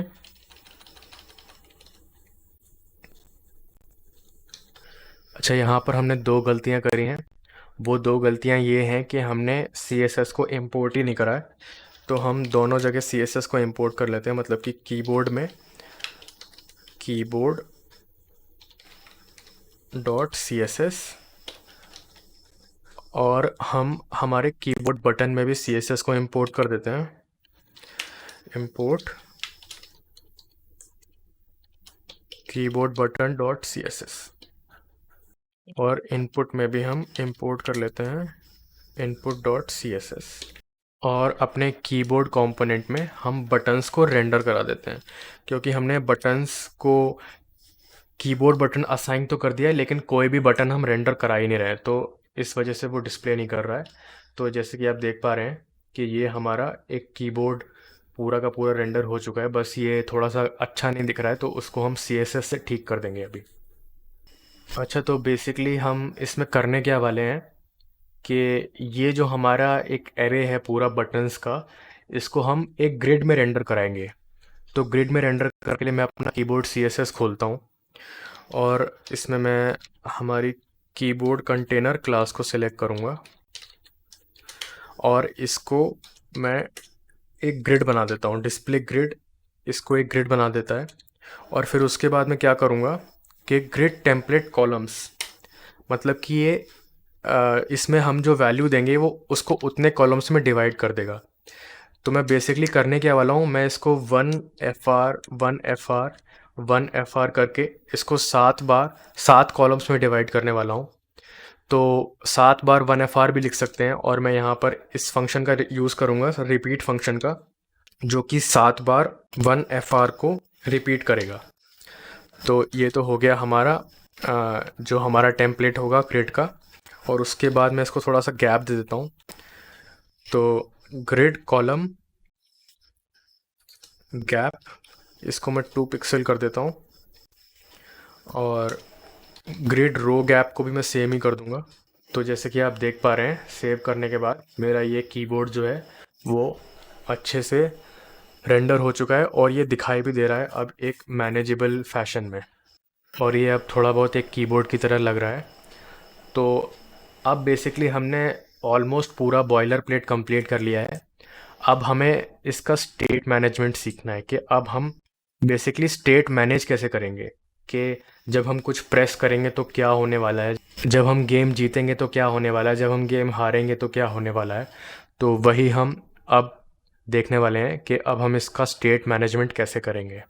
तो अब हम सबसे पहले चलते हैं हमारे हैंगमैन कंपोनेंट पर, और यहाँ पर हम सबसे पहले एक चीज़ डिफाइन करते हैं, और वो चीज़ क्या होगी, वो बेसिकली एक फंक्शन होगा जो इस वर्ड को एक एरे में कन्वर्ट करके देगा हमको। यहाँ पर हम एक डमी एरे को पास कर रहे थे एज प्रॉप, लेकिन अब हम क्या करेंगे, अब हम डायनामिकली उस वर्ड को जो कि हमारा स्ट्रिंग में है उसको हम एरे में कन्वर्ट करेंगे। तो उसके लिए हम एक फंक्शन बनाएंगे। तो फंक्शन का नाम मैं रख रहा हूँ गेट गेस्ट वर्ड, और इसमें मैं क्या करूँगा कि एक वेरिएबल बनाता हूँ आंसर नाम का, और ये क्या करेगा कि जो हमारा वर्ड है, मतलब कि जो हमारा स्टेट है उसके अंदर जो वर्ड है उसको एक्सट्रैक्ट करेगा। तो अब मैं क्या करने वाला हूँ कि मैं एक और वेरिएबल बनाने वाला हूँ जिसका नाम मैं रखूँगा आंसर एरे। तो ये क्या करेगा, बेसिकली इस जो हमारा जो वर्ड है वो अभी स्ट्रिंग में है, तो उसका एरे वर्जन स्टोर करके रखेगा। तो मैं क्या करूँगा, इस वर्ड को जो कि स्ट्रिंग में है उसको मैं स्प्लिट कर दूंगा, और ये हमें एक एरे रिटर्न करके देगा। तो ये किस तरह से काम करेगा कि मान लीजिए मेरे पास जो वर्ड है वो वर्ड ही है मान लीजिए, तो उसमें एक जो इंडिविजुअल लेटर है वो एरे का एक इंडिविजुअल एलिमेंट बन जाएगा, और इसीलिए मैंने ये डेलिमीटर यूज़ किया है एम्प्टी स्ट्रिंग। तो अब मेरे पास जो वर्ड है उसका मुझे एरे मिल चुका है, और अब मैं इसको रिटर्न करा दूंगा आंसर एरे। तो अब मैं क्या कर सकता हूँ कि मैं यहाँ पर वर्ड में जब हम डमी एरे डाल रहे थे तो उसकी जगह मैं क्या कर सकता हूँ कि इस फंक्शन को कॉल कर सकता हूँ। तो this dot gate guest word, और इसको मैं कॉल कर दूंगा। तो जैसे कि आप देख पा रहे हैं कि हमें जो अब रैंडम वर्ड मिला वो होस्ट था, और वो होस्ट वर्ड यहाँ पर चला गया, मतलब कि वो डायनामिकली यहाँ पर रेंडर हो गया। एक बार और इसको मैं रिफ्रेश करके दिखाता हूँ आपको। अभी होस्ट ही आया है, फिर से होस्ट। जैसे कि इस बार देखिए ब्राउज़र डायनामिकली रेंडर हुआ है यहाँ पर। तो ये हर बार अब हमें उस वर्ड का एरे प्रॉप में पास करके देगा, और बाकी का काम हमारा डिस्प्ले बोर्ड कंपोनेंट कर देगा।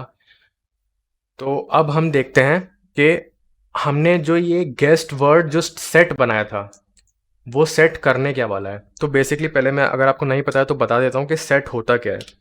तो बेसिकली सेट एक डेटा स्ट्रक्चर होता है जिसके अंदर मैं डुप्लीकेट एलिमेंट्स को नहीं रख सकता।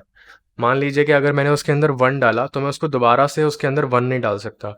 अगर मैं उसके अंदर 1 डालता भी हूँ तो वो उसे एक्सेप्ट नहीं करेगा, वो पहले सर्च करेगा कि मेरे पास 1 है या नहीं है, और अगर है तो वो उसको रिजेक्ट कर देगा, और नहीं है तो वो उसको एक्सेप्ट कर लेगा। इसी तरह से ये मान लीजिए मैंने एक सेट बना लिया 1 2 3। अब अगर इसमें मैं 4 डालूंगा वो तो आ जाएगा, लेकिन अगर मैं इसमें 3 डालूंगा तो वो नहीं आएगा, वो उसको रिजेक्ट कर देगा।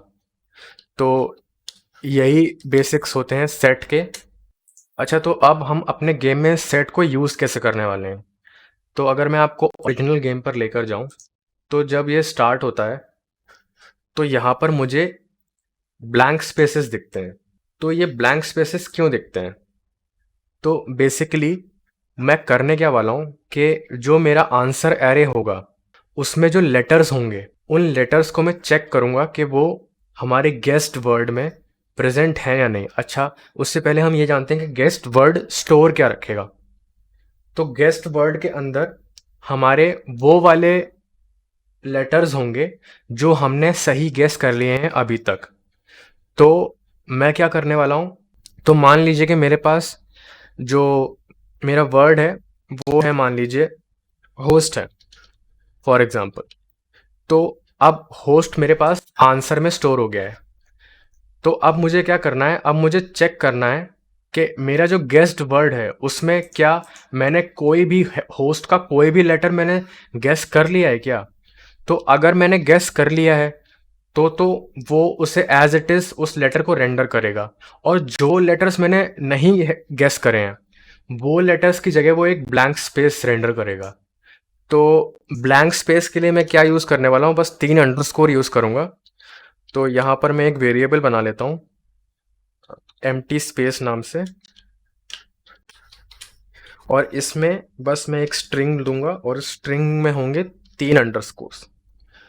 बस यही मेरा होने वाला है ब्लैंक स्पेस। तो अब मैं क्या करूँगा, अब इसको यूज़ कैसे करना है। तो अब अगर मैं देखूं कि यहाँ तक तो मेरे पास इस वर्ड की एरे आ चुकी है, अब मैं क्या करूँगा, मैप करूँगा एक नई एरे। तो उसमें मैं किस तरह से मैप करूँगा, जो इसका लेटर होगा उसको मैं चेक करूँगा हमारे सेट के साथ। सेट मतलब कि गेस्ट वर्ड सेट जो है। अब इसमें मैं क्या रिटर्न करने वाला हूँ कि पहले मैं चेक करूँगा कि जो हमारा गेस्ट वर्ड है उसके अंदर वो लेटर है भी या नहीं। तो उसके लिए मैं ये हैश फंक्शन यूज़ करूँगा। मतलब कि जो सेट होता है जावास्क्रिप्ट में उसके अंदर ये इनबिल्ट फंक्शन है हैश, जो कि रिटर्न करता है ट्रू या फॉल्स अगर वो लेटर उसके अंदर है या नहीं, मतलब कि वो एलिमेंट उसके अंदर है या नहीं। तो यहाँ पर मैं लेटर को डाल दूंगा। अब ये यहाँ पर ये चेक कर रहा है कि ये लेटर उस सेट में है या नहीं है। अगर है तो यहाँ पर मैं टर्नरी ऑपरेटर यूज़ करूँगा। अगर है तो मैं एज इट इज़ लेटर को रिटर्न कर दूंगा, क्योंकि अगर है तो मुझे, अगर मैंने गेस कर ही लिया है तो फिर उसको छुपाने का क्या मतलब है, फिर तो मैं उसको दिखा ही सकता हूँ। और अगर नहीं है तो मैं उसे नहीं दिखाऊंगा, तो मैं एक एम्प्टी स्पेस को रेंडर करूँगा। और इसके बाद मेरी as it is same answer array return हो जाएगी। अच्छा, आप देखते हैं इससे क्या फ़र्क पड़ता है। ये देखिए आप, इससे इससे फ़र्क ये पड़ा कि अगर हमारे पास कोई वर्ड अभी आया है और मैंने कुछ भी उसका सही से गेस नहीं किया है तो मेरे पास सिर्फ एम्प्टी स्पेसेस ही दिखाई देंगे। तो यहाँ तक तो हमने गेस वर्ड को चेक कर लिया। अब हम क्या करेंगे कि अब हम इनपुट लेंगे इस कीबोर्ड से, और उस इनपुट को हम चेक करेंगे कि ये इनपुट जो है वो जो हमारा वर्ड है उसमें से किसी लेटर पे मैच कर भी रहा है या नहीं। अगर कर रहा है तो हम हमारे सेट को चेंज कर देंगे, मतलब कि हमारे गेस्ट वर्ड को चेंज कर देंगे और उसमें एक नया लेटर ऐड कर देंगे जो हमने गेस कर लिया होगा। तो एक नया फंक्शन बनाते हैं। मैं इस फंक्शन का नाम रखने वाला हूँ गेट इनपुट, और इसके अंदर मैं एक लेटर को एक्सेप्ट करूँगा। और कोई भी लॉजिक लिखने से पहले मैं क्या करता हूँ कि मैं चेक करता हूँ कि मैं जब कीबोर्ड पे बटन प्रेस करूँगा तो ये गेट इनपुट फंक्शन कॉल हो भी रहा है या नहीं। तो मैं कॉन्सोल लॉग करूँगा इस लेटर को, यू क्लिक्ड लेटर। अच्छा, मैंने फंक्शन तो यहाँ पर बनाया है, लेकिन मैं इसको प्रेस बटन को प्रेस करूँगा अपने कीबोर्ड बटन वाले कंपोनेंट में। तो मैं इसको वहाँ तक पहुँचाऊँगा कैसे? तो इसके लिए एक बार प्रेजेंटेशन पर आते हैं और इसको चेक करते हैं कि ये कैसे काम करता है। तो हम बेसिकली करने क्या वाले हैं कि हमने हैंगमैन कंपोनेंट के अंदर एक फंक्शन बनाया है गेट इनपुट। अब ये गेट इनपुट फंक्शन जो है ये पास होगा एज प्रॉप, मतलब कि इसका रेफरेंस पास होगा एज प्रॉप इनपुट वाले कंपोनेंट में।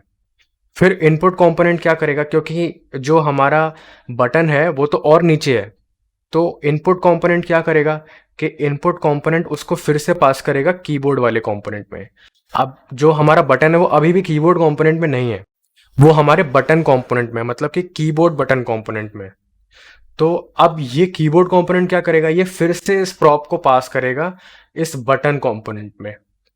तो इसका जो इस फंक्शन का जो रेफरेंस होगा वो रेफरेंस धीरे धीरे करके, मतलब लेयर बाय लेयर, वो कीबोर्ड बटन तक पहुंच जाएगा और वहां पर कीबोर्ड बटन कंपोनेंट के अंदर हम इस फंक्शन को कॉल करेंगे। तो एक बार मैं इसको हायरार्की में आपको दिखा देता हूं। जैसे कि मान लीजिए ये है हमारा हैंगमैन कंपोनेंट। हैंगमैन कंपोनेंट के बाद हमारा आता है इनपुट कंपोनेंट। इनपुट कंपोनेंट के बाद हमारा आता है कीबोर्ड कंपोनेंट। और कीबोर्ड कंपोनेंट के बाद हमारा आता है कीबोर्ड बटन कंपोनेंट। तो ये जो हमारा फंक्शन है गेट इनपुट, इसका रेफरेंस पहले यहां पास होगा, फिर इससे यहां पास होगा, फिर इससे यहां पास होगा। अच्छा, अब आपको ये लग रहा होगा कि ये सीधे इससे यहां क्यों नहीं पास हो सकता, क्योंकि हमने हैंगमैन कंपोनेंट जो है उसके अंदर पहले इनपुट वाले कंपोनेंट को रेंडर किया है। सीधे हमने कीबोर्ड बटन को तो रेंडर किया नहीं है, इसलिए हमें उसको पहले यहां पर पास करना पड़ेगा। फिर इनपुट कंपोनेंट के अंदर हमने कीबोर्ड वाले कंपोनेंट को रेंडर किया हुआ है, तो हमें ये वाला रेफरेंस फिर से यहाँ पे पास करना होगा। फिर उसके अंदर ये, फिर वो इस तरह से एक हायरार्की में नीचे जाता रहेगा और यहाँ पर जाके वो कॉल हो जाएगा। तो इसको देखते हैं कि ये काम कैसे करता है हमारे कोड में। तो जैसे कि मैंने आपको बताया कि मैं गेट इनपुट फंक्शन को पास करने वाला हूँ एज प्रॉप हमारे इनपुट वाले कंपोनेंट में। तो मैं गेट इनपुट को पास करूँगा और इसका नाम मैं गेट इनपुट ही रखूँगा, और ये मैंने गेट इनपुट को पास कर दिया। अब मेरे गेट इनपुट, मतलब कि मेरे इनपुट कंपोनेंट के पास एक प्रॉप आ चुका है जिसका नाम है गेट इनपुट। तो अब मैं फिर से इसको पास करूँगा और नीचे वाले कंपोनेंट के लिए, तो यहाँ पर ये प्रॉप्स की तरह आ चुका है, तो this dot props dot get input. अब ये इनपुट कंपोनेंट में आ चुका है। अब मुझे जाना है कीबोर्ड कंपोनेंट में, तो मैं अब कीबोर्ड कंपोनेंट में जाता हूँ। कीबोर्ड कंपोनेंट ये रहा हमारा। अब कीबोर्ड कंपोनेंट के हम अंदर हमारा है कीबोर्ड बटन कंपोनेंट। तो अभी हमारे पास कीबोर्ड कंपोनेंट तक तो पहुंच चुका है और हम कीबोर्ड कंपोनेंट के अंदर हैं। तो अब क्या करेंगे कि यहाँ पर फिर से इसे पास कर देंगे। तो get input is equals to get input, और ये प्रॉप्स में आया है, तो this dot props dot get input, ये फिर से पास हो गया। अब फाइनली कीबोर्ड बटन के पास जो हमारा फंक्शन है वो पहुंच चुका है। तो अब क्या करेंगे, जब बटन प्रेस होता है तो हमारा हैंडल क्लिक फंक्शन कॉल होता है। तो अब हम क्या करेंगे कि इस फंक्शन को हम हैंडल क्लिक के अंदर दोबारा से कॉल कर देंगे। तो ये प्रॉप्स में हमारे पास गेट इनपुट आया था और हमने गेट इनपुट को यहीं पर फिर से कॉल कर दिया। तो अब ये आप देख पा रहे हैं कि यहां पर फंक्शन हमने गेट इनपुट कॉल किया है, लेकिन गेट इनपुट है कहां पर? गेट इनपुट हमारा हैंगमैन कंपोनेंट में डिफाइंड है। तो जब ये कॉल होगा तो हैंगमैन कंपोनेंट वाला गेट इनपुट ही कॉल होगा, क्योंकि हमने जो पास किया है एज प्रॉप वो उसका रेफरेंस था। अच्छा, तो मैं अपना कंसोल एक बार खोलता हूँ और आपको चेक करके दिखाता हूँ कि ये काम कर भी रहा है या नहीं। तो जैसे कि मान लीजिए मैंने ए प्रेस किया तो ये दिखा रहा है, अच्छा मैंने स्पेलिंग ही गलत लिख दी है, इसको ठीक कर देते हैं। तो ये दिखा रहा है यू क्लिक्ड अनडिफाइंड। अच्छा, ऐसा क्यों दिखा रहा है ये? तो आप देखेंगे कि मैंने एक गलती करी है यहाँ पर। जब मैं कीबोर्ड बटन कंपोनेंट में जाऊँगा तो मैंने वहाँ पर गेट इनपुट को कॉल तो किया है, लेकिन अगर आप ध्यान से देखेंगे तो गेट इनपुट एक पैरामीटर भी एक्सेप्ट करता है जो कि लेटर है, और उसी लेटर को वो यहाँ पर वापस से कंसोल लॉग भी करता है। तो मैं क्या करूँगा कि जो हमारा लेटर है वो हमें यहाँ से मिल गया है, मतलब हमें प्रॉप्स से हमारा लेटर मिल चुका है ऑलरेडी। तो मैं उसी को वापस यहाँ पर पास कर दूंगा। तो अगर अब आप यहाँ पर देखेंगे कि मैं ए प्रेस करता हूँ तो यू क्लिक्ड ए, मैं वाई प्रेस करता हूँ तो वाई, के प्रेस करता हूँ तो के, डी प्रेस करता हूँ तो डी। तो इसी तरह से हमारा कीबोर्ड अब अच्छी तरह से फंक्शनल है। अच्छा, तो अब हमने हमारा कीबोर्ड तो फंक्शनल बना लिया है, लेकिन अब क्लिक करने के बाद क्या लॉजिक होना चाहिए वो हमें लिखना बाकी है। मतलब कि ये हमारा ऑलमोस्ट फाइनल लॉजिक है इस पूरे गेम का। तो देखते हैं कि कैसे लिखेंगे इसको। तो मैं सबसे पहले क्या करता हूँ कि मैं एक वेरिएबल बनाता हूँ जिसमें कि मैं स्टोर करूँगा हमारे रॉन्ग गेसेस, मतलब कि हमने कितने रॉन्ग गेस अभी तक कर रखे हैं। तो आपने अगर ध्यान दिया होगा तो मैंने स्टेट बनाया था एक पहले, जिसमें कि मैंने रॉन्ग गेसेस एक फील्ड रखा था। तो वही फील्ड हम अपडेट करेंगे यहाँ पर। तो उसको अपडेट करेंगे कैसे? तो उसके लिए मैं एक वेरिएबल बनाऊंगा न्यू रॉन्ग गेसेस। तो इसमें मैं क्या करूँगा कि जो हमारी पुरानी स्टेट है उसको पहले मैं एज इट इज़ लिखूँगा, और उसके बाद मैं उसमें ऐड करूँगा कि हमने रॉन्ग गेस दिया भी है या नहीं। तो हमारा रॉन्ग गेस कब होगा? जब हमने कोई लेटर सही गेस नहीं किया होगा। अगर सही गेस किया होगा तो हमारा रॉन्ग गेस इंक्रीज़ नहीं करना चाहिए। लेकिन अगर हमने गलत गेस किया होगा तो वो 1 से इंक्रीज़ कर जाना चाहिए, मतलब कि उसमें 1 ऐड हो जाना चाहिए। तो मैं क्या करूँगा कि मैं यहाँ पर फिर से स्टेट को यूज़ करूँगा, this dot state dot word, और इसमें मैं एक फ़ंक्शन को यूज़ करूँगा इंक्लूड्स। ये फ़ंक्शन क्या करेगा कि मुझे चेक करके देगा कि ये लेटर जो है ये उसमें था या नहीं था। मतलब कि जो हमारा वर्ड था उस वर्ड के अंदर ये लेटर जो अभी अभी हमने प्रेस किया है वो लेटर उस वर्ड के अंदर है या नहीं है। अगर है तो मेरा जो नंबर ऑफ रॉन्ग गेसेस है वो इंक्रीज़ नहीं होना चाहिए। तो मैं ज़ीरो दूंगा, मतलब कि ज़ीरो ऐड करूंगा। और अगर वो नहीं है तो मेरा number of wrong guesses increase हो जाना चाहिए बाई 1। तो मैं उसमें 1 ऐड कर दूंगा। तो ये काफ़ी सिंपल सा है, बस इतना ही सा करना है। और उसके बाद अब हमें हमारी स्टेट को दोबारा से सेट करना है। तो उसके लिए मैं यूज़ करूँगा this dot set state function को। हम हमेशा सेट करने के लिए इसी फंक्शन को यूज़ करते हैं। और उसके अंदर भी हम एक एरो फंक्शन यूज़ कर सकते हैं। एरो फंक्शन या नॉर्मल फंक्शन भी आप यूज़ कर सकते हैं, जो कि एक आर्ग्यूमेंट एक्सेप्ट करता है और उसको हम कुछ भी नाम दे सकते हैं। मैं यहाँ पर स्टेट नाम दे रहा हूँ, और बेसिकली ये जो आर्ग्यूमेंट है ये हमारे स्टेट को ही कॉरस्पॉन्ड करता है, मतलब कि जो हमारी करंट स्टेट होती है। तो मैं यहाँ पर क्या करूँगा कि हमारा जो सेट था गेस्ट वर्ड, उसमें मैं पहले तो ऐड करने वाला हूँ कि मैंने जो गेस्ट किया है वो ठीक है या नहीं। तो मैं उसको अपडेट करूँगा, और उसके लिए मैं पहले यूज़ करूँगा स्टेट डॉट गेस्ट वर्ड, मतलब कि जो हमारा पुराना स्टेट है या कह सकते हैं जो हमारा करंट स्टेट है। और उसके बाद उसमें मैं ऐड कर दूँगा लेटर को। तो ये तो हमारा हो गया सेट अपडेट। उसके बाद में हमारे रॉन्ग गेसेस को भी अपडेट कर दूँगा। तो रॉन्ग गेसेस के लिए हमने पहले से एक वेरिएबल बना रखा है, और ये मैंने यहाँ पर इसको भी अपडेट कर दिया। अच्छा, अब एक बार चेक करते हैं गेम को कि ये गेम्स ठीक से काम कर भी रहा है या नहीं। यहाँ पर मैंने एक गलती करी है। मैंने इसमें इसको रिटर्न करना है इस तरह से, और ये हमारा फंक्शन एंड हो जाएगा और यहाँ पर हमारा सेट स्टेट एंड हो जाएगा। तो ये इस तरह से कुछ काम करेगा। तो अब हम चेक करते हैं कि हमारा जो गेस्ट वर्ड है वो अपडेट हो रहा है या नहीं हो रहा है। और कुछ भी करने से पहले हम हमारे फंक्शंस को बाइंड कर देंगे हमारी पेरेंट क्लास के साथ, जिससे कि वो फंक्शंस इंटैक्ट रहें जब भी स्टेट चेंज हो। तो मैं लिखूँगा get input, this dot get input is equals to this dot get input dot bind this, मतलब कि करंट क्लास के साथ हमने इसको बाइंड कर दिया। और इसी तरह मैं दूसरे वाले फंक्शन के साथ भी करूँगा। और अब हम चेक करते हैं। जैसे कि आप देख पा रहे हैं कि मैंने अपना जो फर्स्ट लेटर है वही सही गैस कर लिया। तो हमारी जो है स्टेट वो चेंज हो गई, और जब स्टेट चेंज हो गई तो डायनामिकली हमारा जो लेटर था वो भी यहाँ पर अपडेट हो गया। तो वो हमें यहाँ पर अब विजिबल हो चुका है। और फिर उसके बाद मैं दोबारा दूसरा गैस करता हूँ। ये शायद ऑरेंज है। जैसे कि मैंने ओ टाइप किया है तो मुझे ओ फिर से अपडेट होके मिल गया ऑरेंज। ऑरेंज के लिए एन। और जैसे मैं कुछ और प्रेस करूँगा तो नहीं होगा अपडेट, लेकिन अगर मैं सही चीज़ प्रेस करूँगा तो मुझे पक्का मिलेगा वो।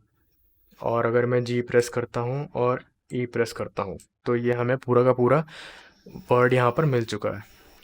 अच्छा, तो यहाँ तक तो हमने हमारा लॉजिक ठीक से लिख लिया है कि हम वर्ड सही से गेस कर पा रहे हैं, उसे अपडेट कर पा रहे हैं। लेकिन अभी भी एक पार्ट जो बाकी है, जो इस गेम का आखिरी पार्ट है, वो ये है कि हम अभी भी ये नहीं डिसाइड कर पा रहे हैं कि गेम एंड कब होगा और गेम जीता कब जाएगा। तो हम बेसिकली क्या करने वाले हैं, हम इन दोनों स्टेट्स को यूज़ करने वाले हैं, इस गेम ओवर और इस विनर को। तो बेसिकली जब हम स्टेट को सेट कर रहे होंगे इसी फंक्शन के अंदर, तो हमें उसके अंदर एक और लॉजिक लिखना होगा, जो कि है, अगर जो मेरा गेस्ट वर्ड है उसको मैं फिर से एक स्ट्रिंग बनाऊंगा और उस स्ट्रिंग को मैं चेक करूंगा कि वो वर्ड के बराबर है या नहीं। तो बेसिकली ये लाइन क्या कह रही है कि मेरा जो इस विनर स्टेट है उसको मैं अपडेट करूंगा, और कैसे अपडेट करूंगा कि मेरा जो गेस्ट वर्ड है उसको मैं कॉल करूंगा। अब ये गेस्ट वर्ड तो मुझे एरे रिटर्न करके देता है, तो इसको मुझे फिर से स्ट्रिंग बनाना पड़ेगा। तो स्ट्रिंग बनाने के लिए मैं जॉइन फंक्शन यूज़ करूंगा। अब जॉइन करने के बाद ये मुझे इतना पार्ट एक स्ट्रिंग रिटर्न करके देगा। अब मुझे सिर्फ इतना चेक करना है कि ये जो स्ट्रिंग है ये हमारे ओरिजिनल वर्ड से मैच होता है क्या। अगर मैच होता है तो ये ट्रू रिटर्न करेगा, तो इस विनर ट्रू हो जाएगा। और अगर ये मैच नहीं होता है तो इस विनर फॉल्स ही रहेगा, क्योंकि ये फॉल्स रिटर्न करेगा। अच्छा, अब इसके बाद एक स्टेट और हमें चेक करनी है कि हमारा गेम ओवर हुआ है क्या। तो उसे भी हम अपडेट करेंगे, और उसे हम इस तरह से अपडेट करेंगे, हम चेक करेंगे कि हमारे जो न्यू रॉन्ग गेसेस हैं वो हमारे मैक्सिमम रॉन्ग गेसेस से ज़्यादा हैं क्या। तो मैं यहाँ पर लिख देता हूँ मैक्सिमम रॉन्ग। अभी मैंने मैक्सिमम रॉन्ग को डिफ़ाइन नहीं किया है, मैं अभी डिफ़ाइन करने वाला हूँ। लेकिन मैं ये चेक करूँगा कि वो मेरे मैक्सिमम रॉन्ग गेसेस में से अगर मैं 1 माइनस करूँगा तो उससे ज़्यादा है क्या। अगर ज़्यादा है तो गेम ओवर हो चुका है, मतलब कि मैं ट्रू रिटर्न करूँगा। और अगर ज़्यादा नहीं है तो गेम ओवर नहीं हुआ है, अभी गेम कंटिन्यू रहेगा और मैं फॉल्स रिटर्न करूँगा। तो अब मैं क्या करने वाला हूँ, हमारे मैक्सिमम गेसेस को इनिशियलाइज़ करने वाला हूँ। तो मैं सबसे ऊपर यहाँ पर कर देता हूँ मैक्सिमम रॉन्ग को, और इसको मैं इनिशियलाइज़ कर देता हूँ 6 से। क्योंकि अगर आप ध्यान से देखेंगे तो हमारा जो मैन है उसके जो डिफरेंट पार्ट्स हैं वो 6 ही हैं, इसलिए जब तक वो पूरा लटकेगा तब तक 6 रॉन्ग गैसेस पूरे हो जाएंगे। तो इस तरह से हमने हमारा लॉजिक ऑलमोस्ट पूरा कर दिया है। अब बस हमें इस लॉजिक के बेस पर रेंडर करना है कि गेम ओवर हुआ है या फिर गेम ओवर नहीं हुआ है, या फिर जो खेल रहा है वो जीता है या नहीं जीता है। तो इसके लिए हम क्या करेंगे, इसके लिए हम बेसिकली 2 वेरिएबल्स को डिफ़ाइन करेंगे। पहला वेरिएबल मैं गेम के नाम से डिफ़ाइन कर रहा हूँ। तो ये गेम वेरिएबल क्या होल्ड करेगा, तो ये गेम वेरिएबल बेसिकली एक डिव को होल्ड करेगा, और इस डिव के अंदर मैं इसको क्लास भी दे देता हूँ, class is equals to game.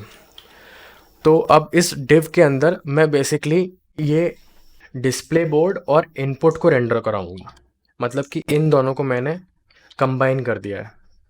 और इसके बाद मैं एक और वेरिएबल बनाऊंगा, उसका नाम होगा विनर और लूज़र। तो विनर और लूज़र के अंदर मैं क्या रखने वाला हूँ, तो इसमें मैं कंडीशनल रेंडरिंग कराऊंगा। तो इसमें मैं सबसे पहले तो चेक करूंगा कि मेरी जो स्टेट है उसमें गेम जीता जा चुका है या नहीं। अगर जीता जा चुका है तो मैं एक कंपोनेंट को रेंडर कराऊंगा जिसका नाम होगा विनर। और अगर नहीं जीता जा चुका है तो क्या गेम ओवर हो चुका है। अगर गेम ओवर हो चुका है तो मैं एक कंपोनेंट को रेंडर कराऊंगा जिसका नाम होगा गेम ओवर। तो मैं यहाँ पर 2 कंपोनेंट बना लेता हूँ, गेम ओवर डॉट जेएस और विनर डॉट जेएस। तो बेसिकली विनर के अंदर मैं फिर से RCC यूज़ करूँगा, और उसके बाद इसको मैं एक क्लास दे देता हूँ विनर की, और उसके बाद यहाँ पर मैं एक H1 रेंडर कराऊँगा, कॉन्ग्रेचुलेशंस यू आर विनर। और यहाँ पर हम इसकी CSS फाइल को भी इंपोर्ट कर लेते हैं, जो कि अभी तक बनाई नहीं है पर मैं उसे बनाने वाला हूँ, winner.css। और यहाँ पर मैं एक नई फाइल बना देता हूँ, winner.css। और gameover.css भी बना लेते हैं, gameover.css। और उसके बाद gameover.css में भी मैं क्या करूँगा कि मैं फिर से एक RCC कंपोनेंट बनाऊँगा और उसके बाद इसे क्लास दे दूँगा गेम ओवर नाम की। और इसके बाद मैं फिर से इसमें रेंडर कराऊँगा, सॉरी यू लूज़। अच्छा, इसमें एक चीज़ और रेंडर करा देते हैं, हमारा करेक्ट आंसर क्या था वो भी रेंडर करा देते हैं। तो द करेक्ट आंसर वॉज, इसके बाद मैं क्या करूँगा कि मैं यहाँ पर प्रॉप पास करूँगा और उस प्रॉप से एक्सट्रैक्ट कर लूँगा। और यहाँ पर बस मुझे इतना ही लिखना है कि वो करेक्ट आंसर क्या था, वो मैं प्रॉप से ले लूँगा, this dot props dot word, और वो मैं इसमें पास करा दूँगा। तो जैसे कि मैंने आपको बताया था कि अगर विनर है तो मैं विनर कंपोनेंट को रेंडर करा दूँगा, ये ऑटो इंपोर्ट हो गया। और अगर विनर नहीं है तो मैं फिर से चेक करूँगा कि गेम ओवर हो चुका है क्या। तो अगर गेम ओवर हो चुका है तो मैं क्या करूँगा कि गेम ओवर कंपोनेंट को रेंडर करा दूँगा। और अगर गेम ओवर नहीं हो चुका है तो मैं क्या करूँगा कि मैं हमारे गेम को रेंडर करा दूँगा, मतलब कि गेम वेरिएबल जो है वो डिस्प्ले बोर्ड और इनपुट को होल्ड करके रखता है। तो होने क्या वाला है, अगर गेम ओवर हो जाता है तो ये कीबोर्ड और ये डिस्प्ले बोर्ड दोनों के दोनों गायब हो जाएंगे और यहाँ पर या तो विनर कंपोनेंट रेंडर होगा या तो गेम ओवर कंपोनेंट रेंडर होगा। लेकिन अगर ये दोनों चीज़ें ही ट्रू नहीं रहती हैं तो फिर मेरा गेम चलता रहेगा। तो सबसे पहले मैं क्या कर रहा हूँ, सबसे पहले मैं चेक कर रहा हूँ कि क्या गेम जीत लिया है तुमने। अगर तुमने गेम जीत लिया है फिर तो आगे चेक करने की कोई ज़रूरत ही नहीं है कि तुम विनर हो ही गए हो सबसे पहले। और अगर तुमने गेम नहीं भी जीता है तो उससे पहले मैं ये चेक करूँगा कि क्या गेम ओवर हो चुका है। अगर गेम ओवर हो चुका है तो मैं गेम ओवर को रेंडर कराऊंगा, और अगर नहीं हुआ है तो मैं गेम को रेंडर कराऊंगा। तो ये तो हो गया हमारा विनर और लूज़र। तो जैसे कि आप देख पा रहे हैं कि जब मैंने इसको सेव किया है तो हमारा जो नीचे वाला पार्ट था, मतलब कि जो हमारा डिस्प्ले बोर्ड था और जो हमारा कीबोर्ड था वो गायब हो गया है। तो ऐसा क्यों हो गया है, क्योंकि मैंने यहाँ पर कुछ रेंडर ही नहीं कराया। तो यहाँ पर अब मैं रेंडर कराऊंगा विनर और लूज़र। तो यहाँ पर मैंने विनर और लूज़र को जैसे ही रेंडर कराया तो यहाँ पर एक एरर आ रहा है, और ये एरर इसलिए आ रहा है क्योंकि यहाँ पर मैंने फालतू में ये कर्ली ब्रेसेस डाल दिए हैं। जैसे ही हम इसको हटाएंगे तो हमारा गेम ठीक हो जाएगा। और अब हम ज़रा चेक कर लेते हैं कि हम विनर और लूज़र सही से मैनिपुलेट कर पा रहे हैं या नहीं कर पा रहे हैं।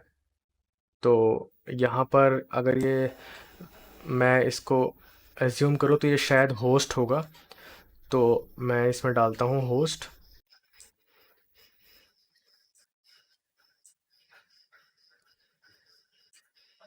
तो ये देखिए, आपने गेम जीत लिया है और दोनों के दोनों कंपोनेंट्स गायब हो गए हैं।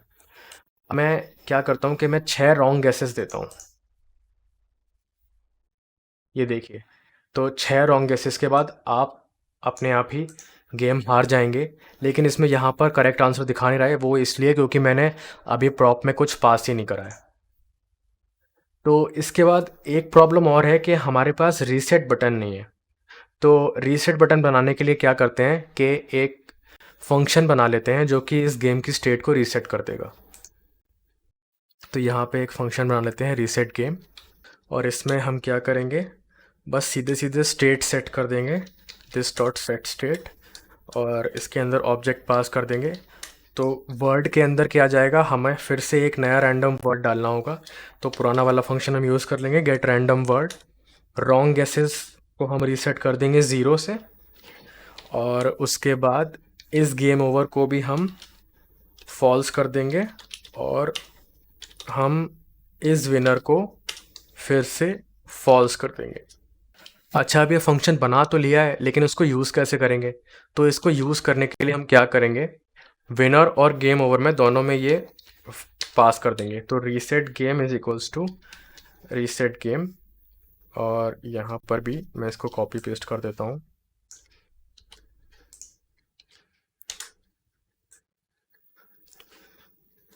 और जब हम गेम हार जाएंगे तो यहाँ पर हमें आंसर भी चाहिए। तो word is equals to word मैं पास कर देता हूँ जिससे कि हमें करेक्ट आंसर पता लग जाए। तो यहाँ पर सेव करने पर हमें एक एरर दे रहा है और वो इसलिए दे रहा है क्योंकि हमने वर्ड में सीधे सीधे वर्ड पास कर दिया है, जबकि वो है स्टेट डॉट वर्ड। तो हम this dot state dot word को यहाँ पर पास कर देंगे। और अब हमने जो फंक्शन पास कर दिया है उसे हमें यूज़ करना है। तो हम गेम ओवर और विनर दोनों में हम सेम फंक्शन को यूज़ करने वाले हैं। तो हम क्या करेंगे, एक बटन बनाएंगे और उसमें ऑन क्लिक डालेंगे और ऑन क्लिक के अंदर हम सीधे सीधे this dot props dot reset game को कॉल कर देंगे और इसके अंदर हम लिख देंगे रीसेट। तो ये हमारा बटन कंप्लीट हो गया है और इसी बटन को हम कॉपी करके हमारे विनर वाले कंपोनेंट में भी पेस्ट कर देंगे। दोनों को सेव कर देंगे और एक बार चेक कर लेते हैं कि हमारा ये बटन काम कर रहा है या नहीं। तो मैं 6 रॉन्ग गैसेस देता हूँ और उसके बाद ये एरर हमें मिल रहा है। वो इसलिए मिल रहा है क्योंकि हमने हमारे रीसेट गेम फंक्शन को बाइंड नहीं किया हुआ है। तो हम हमारे रीसेट गेम फंक्शन को बाइंड कर देंगे यहाँ पर। इसको हमने बाइंड कर दिया है। तो एक बार हम इसको चेक कर लेते हैं। तो हम 6 रॉन्ग गैसेस लेते हैं और उसके बाद आप देख पा रहे हैं कि अगर मैं 6 रॉन्ग गैसेस भी ले रहा हूँ तो भी ये वापस से रेंडर नहीं कर रहा है।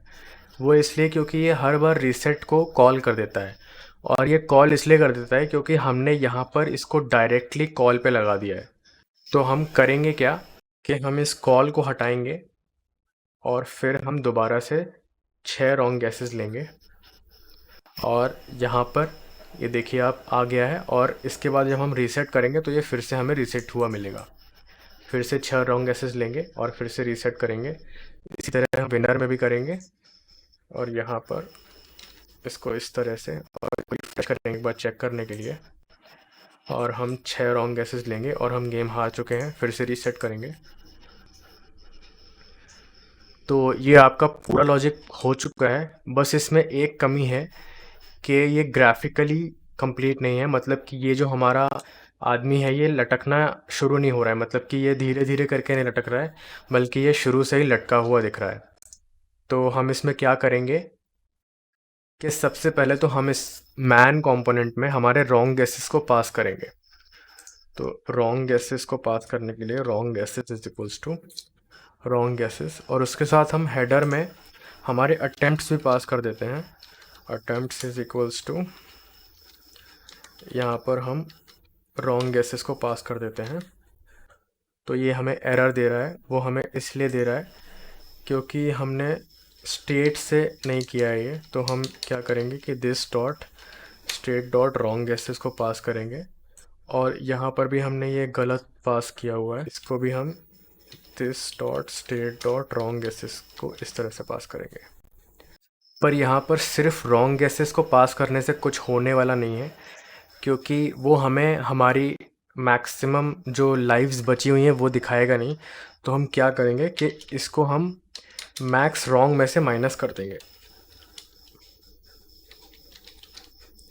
माइनस। तो अब हमें हमारी पूरी की पूरी लाइव्स दिखाई देंगी। अगर हम गलत अटेम्प्ट लेते हैं तो हमें वो डिक्रीज़ होती हुई भी दिखाई देंगी। तो अब हमें क्या करना है कि अब हमें हमारे आदमी को मैनिपुलेट करना है। तो उसके लिए हम जाएंगे हमारे मैन कंपोनेंट में। यहाँ पर सबसे पहले तो हम हमारे रॉन्ग गैसेस को एक्सट्रैक्ट कर लेंगे प्रॉप्स में से। तो wrong guesses is equal to this dot props dot wrong guesses. ये हमें हमारे रॉन्ग गैसेस मिल गए हैं जो कि प्रॉप्स में पास हुए थे। अब हम क्या करेंगे कि अब हम एक क्लास बनाएंगे सबसे पहले तो, जो कि इन सारे के सारे पार्ट्स को हाइड करेगी। तो हम हमारी CSS में आते हैं और एक क्लास बनाते हैं और इसमें डिस्प्ले नन कर देते हैं। तो अब हमें इस क्लास को कंडीशनली रेंडर करना है और उसे हम कंडीशनली रेंडर कैसे करेंगे कि हम देखेंगे कि ये 4 लाइन्स जो हैं ये तो हमारा बार हो गया, मतलब कि 1 2 3 4, ये जो 4 लाइन्स हैं ये तो हमारा बार है। यहाँ पर आदमी लटकेगा और इन 4 लाइन्स को हमें परमानेंट रखना है, तो यहाँ पर हमें कोई कंडीशनल रेंडरिंग नहीं करनी है। लेकिन जहाँ से सर्कल शुरू होता है वहाँ से हमें कंडीशनल रेंडरिंग करनी है। तो हम इसमें क्लास नेम ऐड करेंगे। तो क्लास नेम में हम क्या ऐड करेंगे कि रॉन्ग गैसेस को हम चेक करेंगे। अगर रॉन्ग गैसेस लेस दैन 1 है तो हम क्या करेंगे, हम इसमें क्लास डाल देंगे हाइट। और अगर ऐसा नहीं है तो हम इसमें एक एम्प्टी क्लास डाल देंगे। तो देखते हैं कि इसका इफ़ेक्ट क्या पड़ता है। इसको हम जैसे ही सेव करेंगे तो हमें हाइट क्लास मिलनी चाहिए, पर ये ठीक से रिफ़्रेश नहीं हुआ था इसलिए हमें हाइट क्लास नहीं मिली। पर जब मैंने इसे रिफ़्रेश किया है तो ये देखिए आप, ये हमारा सर्कल यहाँ से गायब हो चुका है। अब हम क्या करेंगे कि अब हम इसको कॉपी करेंगे और हर किसी लाइन के साथ ऐसा ही करेंगे।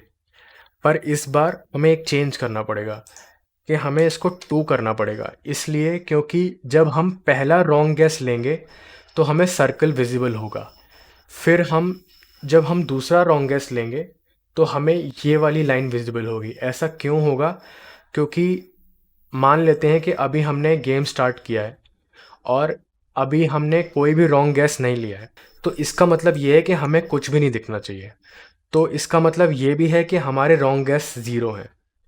तो हमारे रॉन्ग गैस 0 हैं, इसका मतलब ये है कि वो 1 से लेस हैं, तो हमें हाइट क्लास ऐड होती मिल जाएगी। और वो 2 से भी लेस होंगे तो यहाँ पर भी हमें हाइट क्लास ऐड होती मिल जाएगी। लेकिन जब हम पहला रॉन्ग गैस लेंगे तो ये वाली कंडीशन फॉल्स हो जाएगी और यहाँ पर हमें कोई भी हाइट क्लास नहीं मिलेगी। और उससे होगा क्या कि हमें सर्कल दिखना शुरू हो जाएगा। लेकिन हमारे रॉन्ग गैस अभी 1 ही है जो कि 2 से लेस है, तो यहाँ पर हमें हाइट क्लास मिलेगी। तो इसी तरह से मैं बाकी सारे भी एलिमेंट्स में ये डाल देता हूँ और इसको एक एक इंक्रीज़ कर देता हूँ। तो यहाँ पर इसकी वैल्यू होगी 3 और यहाँ पर इसकी वैल्यू होगी 4। तो ये हमने कंप्लीट कर दिया है हमारा स्ट्रक्चर। और अब आप देख सकते हैं कि यहाँ पर हमें अभी बिल्कुल भी कुछ भी नहीं दिख रहा है क्योंकि हमने एक भी रॉन्ग गैस नहीं लिया है। तो अब कोशिश करते हैं पहला रॉन्ग गैस लेने की। तो मैं अगर के प्रेस करता हूँ तो मैंने पहला रॉन्ग गैस लिया है, तो हमें सर्कल स्टार्ट हो गया दिखना। अब मैं दूसरा रॉन्ग गैस लेता हूँ, एक और रॉन्ग गैस ले लिया, तो अब हमें इसका दूसरा पार्ट दिखाई देना शुरू हो गया है। एक और रॉन्ग गैस, एक और रॉन्ग गैस, अच्छा ये रॉन्ग गैस नहीं था, एक और रॉन्ग गैस, एक और रॉन्ग गैस। और अब हमारे पास सिर्फ एक ही लाइफ बची है और अगर अब हम रॉन्ग गैस लेते हैं तो गेम ओवर हो जाएगा। तो चेक करते हैं। तो जैसे कि आप देख पा रहे हैं गेम ओवर हो गया है और इसको रीसेट करते हैं, एक बार गेम जीत कर भी देखते हैं। तो अगर मैं इसको रिफ़्रेश कर देता हूँ तो अगर हमें गेम जीतना होगा तो हम ट्राई करते हैं। नहीं, ये शायद ऑरेंज है, तो ऑरेंज टाइप करूँगा मैं और हम जीत गए गेम। तो चलिए फ्रेंड्स, मिलते हैं नेक्स्ट वीडियो में। और मुझे लगता है कि आपको ये गेम समझ में आ गया होगा कैसे बनाएंगे। अगर आपको वीडियो पसंद आया तो वीडियो को लाइक करें, चैनल को सब्सक्राइब करें, क्योंकि ये मुझे नेक्स्ट वीडियोस बनाने में काफ़ी मोटिवेट करता है। और अगर आपको कोई भी डाउट हो तो आप हमारे कमेंट सेक्शन में पूछ सकते हैं। और अगर आपको गेम नहीं भी समझ आया बनाना तो आप इसको रिवाइंड करके दोबारा देखिए, आपको डेफिनेटली समझ में आ जाएगा।